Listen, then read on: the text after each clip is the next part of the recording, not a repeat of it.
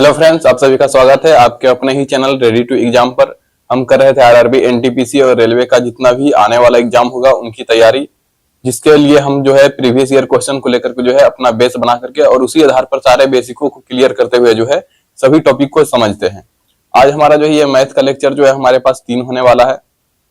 इसके पहले तक जो है हम 2 लेक्चर मैथ का और लगभग 4-5 लेक्चर रीजनिंग का और वही 55-60 लेक्चर जो है जीके जीएस का हम करा चुके हैं इसी चैनल पर। तो आप सभी लोग जो है इसी चैनल पर जाकर के अपने सारे वीडियो को जो है हमारे सारे वीडियो को देख सकते हैं, जो जिसका की प्लेलिस्ट आपको बना करके इसमें डाल दिया गया है। तो चलिए बिना कोई देरी के जो है हम अपने मैथमेटिक्स के क्वेश्चन की शुरुआत करते हैं, जो कि आज का हमारा क्वेश्चन होने वाला है। देखते हैं कौन सा क्वेश्चन है सबसे शुरुआत में। चलिए देखिए, यह क्वेश्चन आपके सामने है जो कि एसएससी जीडी के जो है प्रीवियस ईयर में पूछा गया क्वेश्चन है और ये 2024 में जो एग्जाम हुआ था उनमें पूछे गए क्वेश्चन है। देखिए यहाँ पर कहा गया है सोनू अकेले एक मेज को जो है 125 दिनों में बनाता है, ठीक है, और मोनू वही काम जो है 250 दिनों में कर सकता है, बना सकता है। मोनू ने काम शुरू किया और 75 दिनों तक कार्य किया। सोनू शेष कार्य को जो है कितने समय में पूरा करेगा। तो चलिए आपके लिए जो है इसको हम टाइमिंग दे देते हैं। आपके पास इस क्वेश्चन को सॉल्व करने के लिए हम देते हैं टाइम 40 सेकेंड का। तो 40 सेकेंड का आपके पास टाइम है। चलिए जल्दी से इसको सॉल्व कीजिए।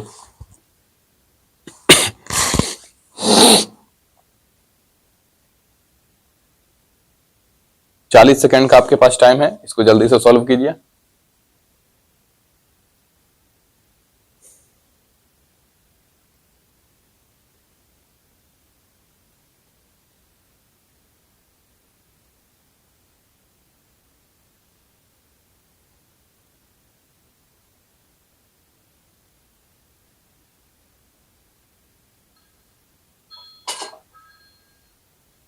चलिए टाइम अप हो गया है। अब हम इस क्वेश्चन को सॉल्व करना शुरू करते हैं। देखिए यहाँ पर कहा गया है क्या कि सोनू अकेले किसी कार्य को कितना दिन में कर सकता है, 125 दिन में। तो सोनू के लिए हम एस लिखते हैं और ये कितना दिनों में कार्य कर रहा है, 125 दिनों में कार्य कर रहा है। वो जबकि बात करें मोनू का तो वो 250 दिनों में यही कार्य कर सकता है। तो मोनू की बात करें तो ये जो है 250 दिनों में जो है कार्य कर लेता है। इन दोनों का जो एलसीएम होगा, ये जो एलसीएम निकालेंगे ये हमारा होता है टोटल वर्क। क्या होता है, टोटल वर्क। तो इसका एलसीएम कितना होगा, 250, जो कि टोटल वर्क हो जाएगा हमारा। क्या हो जाएगा, ये जो है हमारा क्या हो जाएगा, टोटल वर्क हो जाएगा, ठीक है। फिर देखिए हमारे पास क्या है, ये टोटल वर्क निकल गया। अब यहां से क्षमता निकालिए, 250 से भाग दीजिए 250 में तो कितना होगा, 1। फिर 125 से उसी तरह से भाग दीजिए 250 में, तो ये हो गया क्षमता 2 हो गया। तो इस तरह से जो है मोनू का क्षमता 1 निकल गया और सोनू की क्षमता की बात करें तो वो कितना निकल गया, 2 निकल गया। यानी मोनू एक दिन में 1 कार्य करता है जबकि सोनू जो है एक दिन में 2 कार्य कर लेता है। चलिए अब देखिए यहां पर क्या है, अब यहां पर बोला गया है कि 75 दिनों तक कार्य करता है। मोनू काम शुरू करता है और 75 दिन तक कार्य करता है। तो मोनू ने जो है वो 75 दिन में जो है 75 दिन में कितना काम किया।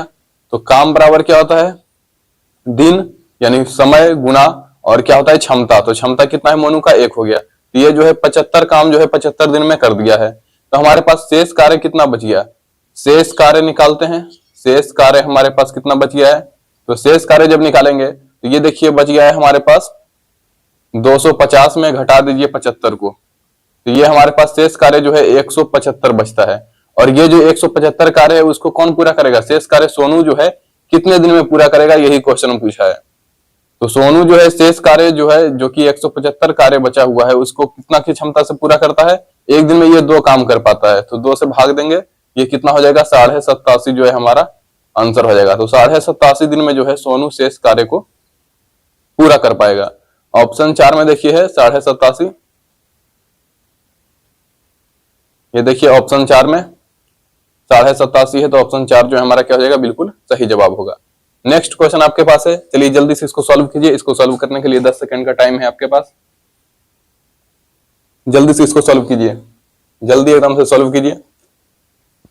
यहां पर क्वेश्चन को पढ़ देते हैं। यहां कहा गया है 3 व्यक्तियों की वर्तमान आयु का अनुपात कितना है, 3, 5 और 7। 6 वर्ष पहले की उनकी आयु का योग कितना था, 87 था। हमको एक चीज का जवाब चाहिए, 6 वर्ष पहले उनके आयु का योग 87 है तो 6 वर्ष बाद का अनुपात दिया हुआ है, तो हम आयु के योग को 6 वर्ष बाद लेकर के जाएंगे। तो जब 6 वर्ष बाद लेकर के जाएंगे तो पहले व्यक्ति में 6 वर्ष की वृद्धि होगा, दूसरे व्यक्ति में भी 6 वर्ष की बढ़ोतरी होगा, और तीसरे व्यक्ति में भी 6 वर्ष की बढ़ोतरी होगा। इस तरह से जो है हमारे पास 18 वर्ष की आयु क्या हो गया, बढ़ गया है। तो सबसे पहले वर्तमान आयु का योग निकालिए, जो कि 6 साल पहले में क्या होगा, वर्तमान आयु का योग बराबर क्या हो जाएगा, वर्तमान आयु का योग, वर्तमान आयु का योग बराबर हो जाएगा कितना, तो ये 87 और प्लस में बढ़ा हुआ आयु कितना हो गया, 18 वर्ष। 6 तिहाई 18, 6 वर्ष जो है सभी में बढ़ेगा, तो 18 हो गया।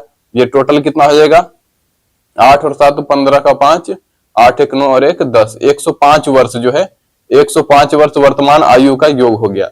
अब यहाँ पर हमें सभी का आयु का जो है मान पूछा है कि सभी का आयु क्या होगा, तो अनुपात में आयु दिया हुआ है उसको जोड़ दीजिए, और योग 6 वर्ष पहले का था और हमने उसको बाद में करके निकाल लिया, उसको भी जोड़ दीजिए। देखिए 3 प्लस अनुपात में 3 प्लस 5 प्लस 7, इसका वैल्यू कितना हो जाएगा, 105 वर्ष। तो यहां पर हो गया अनुपात में 7 3 10 और 5 15 का वैल्यू 105। तो अनुपात 1 का वैल्यू कितना हो जाएगा, 15 अंठे 105। अनुपात 1 का वैल्यू कितना हो गया, 1 का वैल्यू हो गया 8। उसी तरह से अब क्या कीजिए, अनुपात 3, अनुपात 5 और अनुपात 7 का वैल्यू निकालिए। ठीक है, कितना का निकालना है, वर्तमान आयु का अनुपात क्या हुआ है, 3 5 और 7। 1 का वैल्यू 8 है तो 3 का वैल्यू निकालिए कितना से, 8 से गुना करके, 8 तिहाई 24। 5 में भी गुना कीजिए 8 से, 8 पंचे 40। फिर 7 में भी गुना कीजिए कितना से, 8 से, तो 8 संते 56। तो 24 वर्ष, 40 वर्ष और 56 वर्ष, ये जो है आपका आंसर हो जाएगा। कौन से ऑप्शन में है, ऑप्शन ए में है आंसर। ऑप्शन ए हमारा क्या हो जाएगा, बिल्कुल सही जवाब होगा। नेक्स्ट क्वेश्चन हमारे पास है, एक गोले की त्रिज्या जो है 3.5 सेंटीमीटर है, गोले का कुल पृष्ठीय क्षेत्रफल कितना होगा। तो गोले की त्रिज्या दिया हुआ है, गोले का कुल पृष्ठीय क्षेत्रफल निकालना है। कुल पृष्ठीय क्षेत्रफल का फॉर्मूला कौन बताएगा, जल्दी से बताइए। पृष्ठीय क्षेत्रफल का फॉर्मूला होता है, क्या होता है, 4 पाई आर स्क्वायर, किसका, गोले का। ठीक है, तो गोले का पृष्ठीय क्षेत्रफल क्या होता है, 4 पाई आर स्क्वायर। यहां पर देखिए लिखते हैं, पृष्ठीय क्षेत्रफल बराबर क्या होता है, फॉर्मूला गोले का पृष्ठीय क्षेत्रफल 4 पाई आर स्क्वायर। इसका वैल्यू रख दीजिए 4 गुना पाई का मान कितना होता है, 22/7।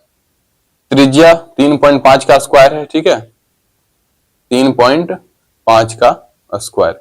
7 से देखिए काटिए, 7 पंचे 35, 0.5 बार में कटेगा। और क्या करना है, 1 मिनट, ऐसा नहीं काटेंगे, इसको एक काम करते हैं, पहले दोनों को अलग अलग कर लेते हैं। 4 गुना 22/7, ये देखिए 3.5 गुना 3.5। अब यहां 1 से ही कटेगा ना, 0.5 बार में कट जाएगा। ये 4 पंचे 20, 2 हो जाएगा। ये 4 और ये 0.5 में गुना करेंगे तो 2 होगा। ठीक है, तो 2 गुना 22 गुना 3.5। देखिए अब ये 2 का और ये 3.5 का गुना कीजिएगा तो 7 होगा। 3.5 गुना 7 होता है, ये कितना हो जाएगा, 7 गुना 22। ठीक है, तो कितना हो गया, 154 सेंटीमीटर स्क्वायर। ठीक है, 154 सेंटीमीटर स्क्वायर। ऑप्शन 4 जो है हमारा सही हो जाएगा। तो आई होप ये क्वेश्चन आपको समझ में आ गया होगा बहुत बेहतरीन तरीके से। ये फॉर्मूला बेस्ड क्वेश्चन था, ये एडवांस का क्वेश्चन था। फॉर्मूला अगर जो आपको पता रहेगा तुरंत बना लीजिएगा, नहीं तो फिर कोई ऑप्शन नहीं है। चलिए नेक्स्ट क्वेश्चन की ओर बढ़ते हैं।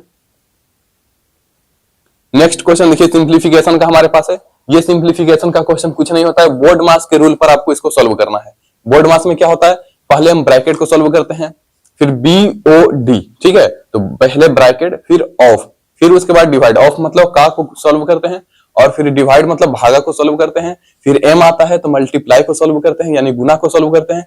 फिर A आता है यानी ऐड यानी जोड़ को सॉल्व करते हैं। फिर S आता है यानी कि सब्ट्रैक्ट यानी घटाव को सॉल्व करते हैं। तो चलिए इसको देखिए सॉल्व करते हैं। ये है कितना, 443 माइनस, अब देखिए इस 226 में पहले 2 से भाग दे दीजिए, 226 में भाग दीजिएगा तो कितना आएगा 113, सॉरी 133 लिखा गया, 100 कितना लिखना है 13, और गुना करना है किससे 5 से। तो पहले हमने ये डिवाइड को सॉल्व कर लिया, भागा को, अब हम क्या करेंगे सॉल्व गुना को। तो 5 से पहले गुना कीजिए, 443 माइनस 5 से गुना करेंगे, इसमें कितना हो जाएगा 5 तिहाई 15, बचेगा 1, 5 एकम 5 और 1 6 और फिर 5 एकम 5। अब देखिए इसको घटाइएगा, तो घटाइए तो कितना आएगा, ये हो गया 13, 13 में से 5 जाएगा तो कितना बचेगा, सॉरी इधर घटाइए, 5 में से 3 जाएगा 2 बचेगा, और यहां पर देखिए ये 6 है, 6 में से 4 घटेगा तो 2 बचेगा, और फिर ये 5 है, 5 में से 4 घटेगा 1 बचेगा, और ये माइनस में आंसर होगा -122। ऑप्शन कौन सा है, ऑप्शन 4 जो है हमारा करेक्ट हो जाएगा। चलिए नेक्स्ट क्वेश्चन की ओर बढ़ते हैं। नेक्स्ट क्वेश्चन देखिए, यहां पर बोला गया है एक बस जो है निर्धारित समय से 60 मिनट देरी से रवाना हुआ, ठीक है, यानी जो उसका टाइमिंग था, उसका जो टाइमिंग था उससे क्या हुआ, वो 60 मिनट देरी से चलना शुरू करता है, ठीक है। तो जाहिर सी बात है जब 60 मिनट देरी से चलना शुरू किया तो उसको या तो अपना स्पीड बढ़ाना होगा, नहीं तो फिर वो लेट पहुंचेगा, ठीक है। तो यहां पर बोला गया है कि 300 किलोमीटर की दूरी उसको जाना था, कहां जाना था, 300 किलोमीटर दूर अपने गंतव्य, ये जहां यानी उसको जाना था, पहुंचने के लिए उसे अपनी सामान्य गति में क्या करना पड़ा, 10 किलोमीटर प्रति घंटा की वृद्धि करना पड़ा। तो बस की सामान्य गति निकालना है। जाहिर सी बात है अगर जो आप 1 घंटा लेट जाइएगा तो आपको या तो दौड़ करके जाना पड़ेगा, और या तो फिर क्या कीजिएगा, या तो फिर लेट पहुंचिएगा, दौड़िएगा नहीं तो लेट पहुंचिएगा। तो उसी तरह से बस को क्या करना पड़ा, अपना स्पीड क्या करना पड़ा, बढ़ाना पड़ गया। तो बढ़ाना पड़ गया, तो यहां पर इसको कैसे सोल्व करेंगे, देखिए मान लेते हैं कि बस का सामान्य गति जो है कितना था, x था, ठीक है। अब यहाँ दूरी कितना है 300 किलोमीटर, तो 300 किलोमीटर दूरी और ये हो गया स्पीड कितना, 1 किलोमीटर प्रति आवर। तो दूरी बटा चाल क्या होता है, समय। तो यहां पर जो है अभी सामान्य गति से जब चल रहा था तो उसको समय कितना लग रहा था, 300 बटा x, ठीक है। लेकिन क्या हुआ, अब जो है वो 60 मिनट देरी से निकला है, तो अब क्या करना पड़ेगा, उसे जो है 300 किलोमीटर की दूरी जाने के लिए अपना स्पीड क्या करना पड़ेगा, 10 किलोमीटर प्रति घंटा क्या करना पड़ेगा, बढ़ाना पड़ेगा।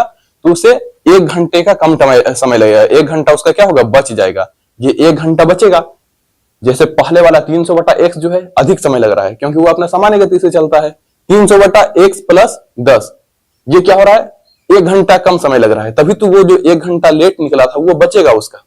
तो क्या होगा, ये इस तरह का समीकरण बनेगा। अब यहां से क्या करना है, आपको ऑप्शन वाइज चलना है, क्योंकि आप इसको सॉल्व कीजिएगा तो बहुत ज्यादा टाइम लग जाएगा। तो ऑप्शन वाइज कैसे चलेंगे, देखिए यहां पर 50 है, यहां पर x के जगह पर रखिए 50, यहां पर 50 रखिए, फिर यहां पर भी x के जगह पर क्या रखिए, 50 रखिए, और इसको सॉल्व कीजिए। यदि समीकरण इक्वल हो गया तो क्या होगा, यही हमारा आंसर हो जाएगा, और नहीं हुआ तो फिर अगले ऑप्शन को चेक करेंगे। देखिए 300 बटा 50 कितना हो जाएगा, 6 पंचे 30, ये हो गया हमारा 6 घंटा, और ये 50 और 10 कितना हो गया 60, 6 पंचे 30, ये हो गया 5 घंटा, और दोनों को घटाना है, क्या 1 आता है, हाँ 1 आ जा रहा है, और बराबर में भी क्या है 1 है।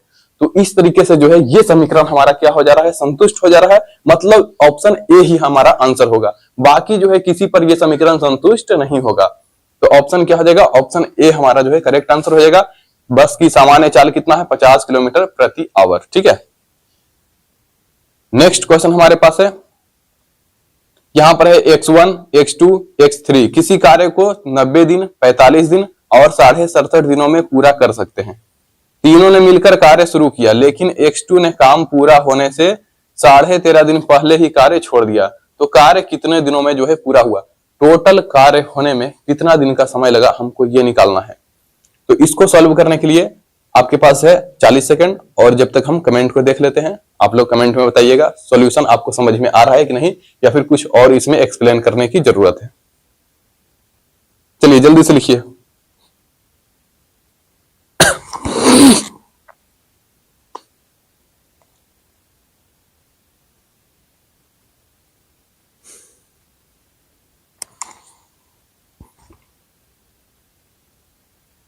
चलिए जल्दी से लिखिए, कमेंट को देख रहे हैं।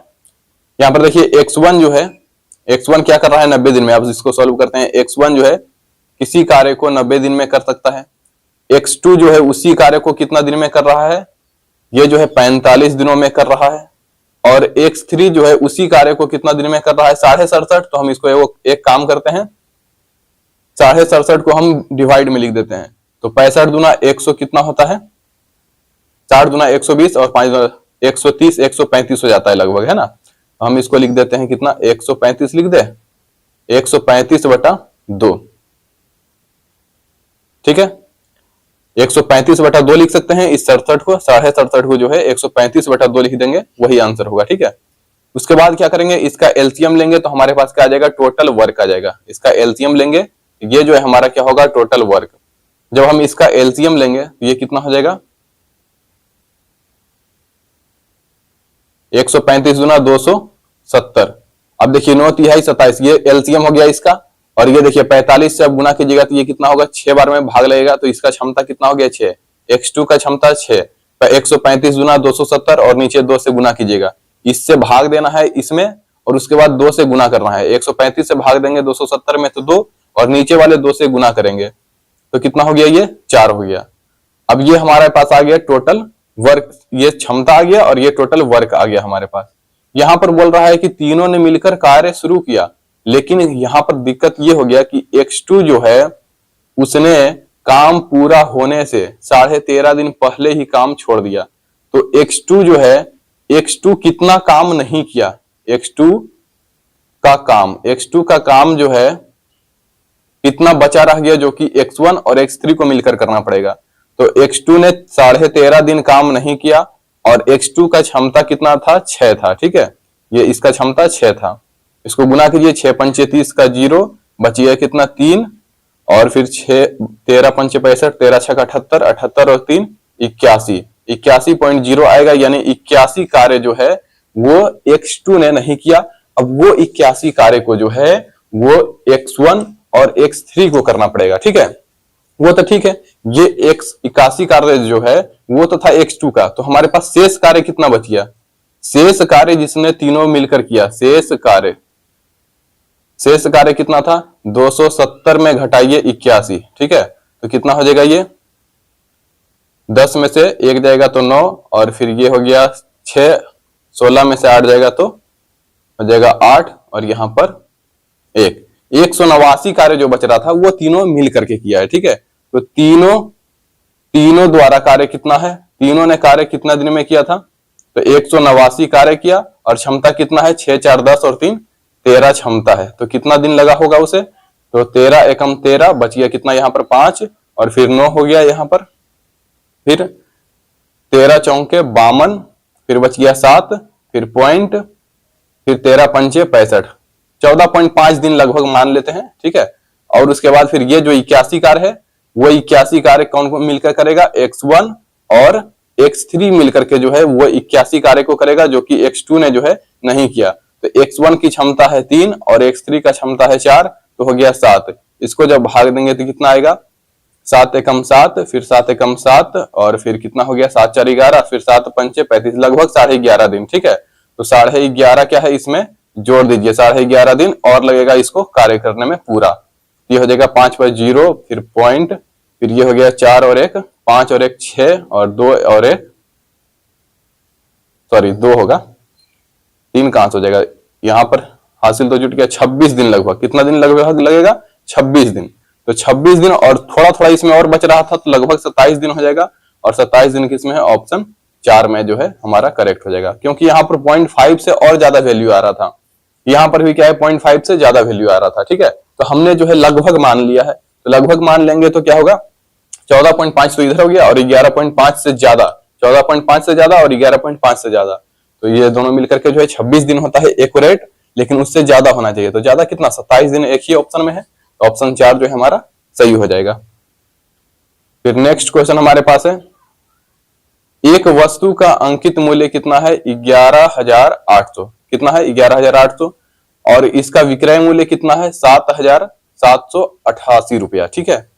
अब हमें क्या करना है, छूट प्रतिशत निकालना है। तो सबसे पहले छूट प्रतिशत निकालने के लिए हम क्या करेंगे, इसका डिफरेंस लेंगे। देखिए 7,788 रुपये इसमें घटा दीजिए, ये हमारा छूट मिला है, क्योंकि इतना दाम है और इतना में बेच रहे हैं, तो यही तो छूट होगा इसका अंतर।